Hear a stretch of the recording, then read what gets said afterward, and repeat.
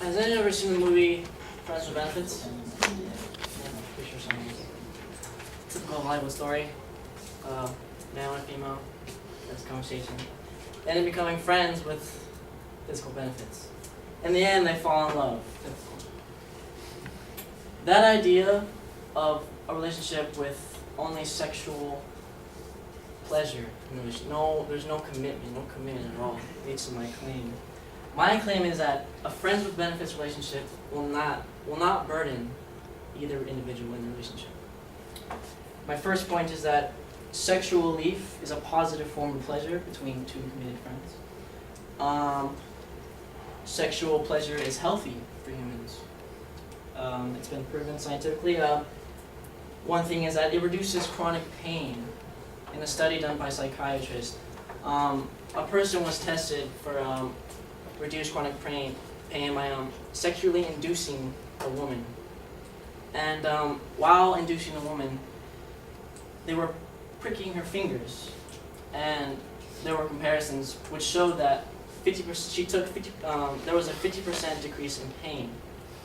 So, and then another health benefit is that it lowers breast cancer risk, male and female. While having sex, it releases a hormone called oxytocin. It prevents breast cancer, and it's a good heart workout. Sex is a cardio sort. It is very fast, and with each session, you could lose about 87 calories, ranging from 15 to 30 minutes, and it lowers stress. A study in 2005, researchers compared men and women who had recently had sex once or twice within the last week. They were given they were told to do a public speaking. Studies showed that the men and women who did not have sex that week did worse than the men and women who did have sex that week. There was a different level of systolic blood pressure from each groups. The one that did have sex prior to the public speaking and stressful event had a slower rise in blood pressure, so they were more relaxed. It revs up your immune system. During the process, the body releases endorphins, which is good for the mind. And engaging in a friends with benefits relationship with another partner, it wouldn't ruin the relationship as long as there's a stable level of trust for one another. A survey of 376 people showed that most people who are in a friends with benefits relationship are more prone to use condoms. There is a certain level of trust in a traditional relationship. People in traditional relationships are less prone to use condoms because there's more commitment, more trust. And in friends with benefits relationship, there's not that much commitment, so there's more worry, so condom is more of a necessity. Researchers Melissa Bisson and Timothy R. Levine had a study of 90 college students. 9.8% said that their relationship converted to a romantic relationship. It was a committed relationship in the future. 28.3 remained friends, and 38.5 remained friends without sex.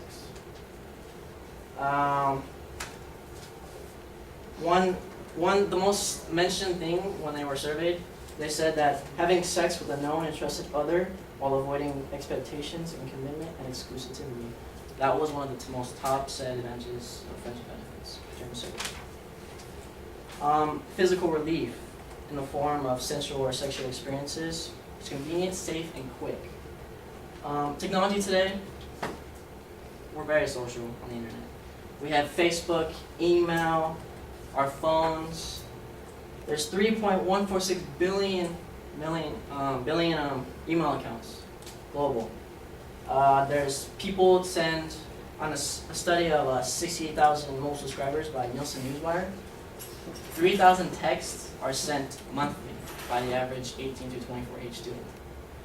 And on Facebook, there are 900 million active members. And 3 million messages are sent every 20 minutes. That just shows how connected we are socially. And with an increased connectivity and ease, it's more convenient for people to connect at that kind of level as well. friends with benefits. With the list of contraceptives and medical procedures, sex is relatively safe today. And if done correctly with the proper precautions for both individuals. Condoms, they're easy to find. A box of 24 condoms costs $17, 67 cents per condom. There's birth control, an average of $15 a month. There's STD tests. There's the simple test for HIV. You can take it at home. And in the end, the process can actually be done quickly.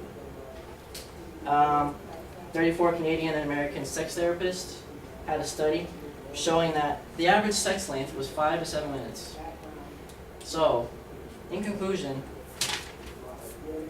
sex is relatively safe, there's not that much commitment, and it's quick. With things like that, there's less chance of there being a burden on either individual in the relationship.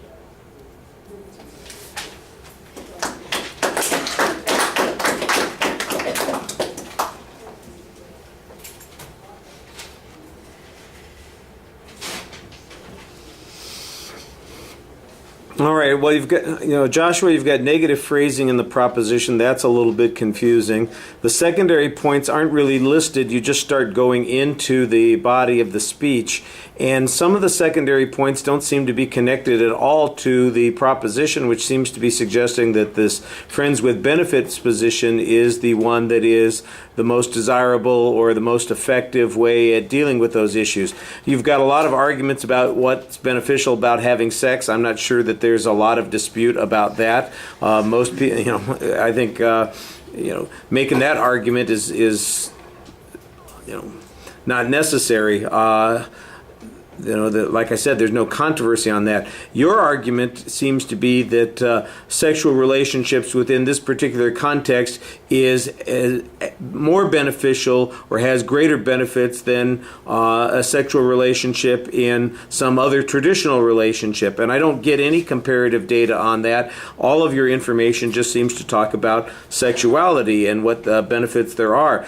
When you do mention material that is specific to the so-called friends with benefit relationship, it is descriptive of just that particular group. Here's what these people did, but you don't seem to be making any inferences from it, none that are really relatable to, like I said, any measurable benefits. You say, well, some of those turned into real relationships, some of them didn't turn into relationships, some of them stayed, just friends later on. I'm going, okay, so what does that mean? It's interesting information, but there's no claim that's being made from that.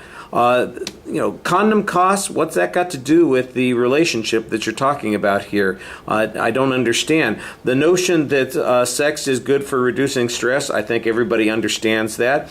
That might explain some people's anxiety this evening. They didn't have enough sex. It appears that seems to be the problem that some people are having. If you're offering to be a friend with benefit, then you need to explain why it's a benefit for you to be their friend. I think that's a little creepy, so perhaps we shouldn't be going there. All right, thank you.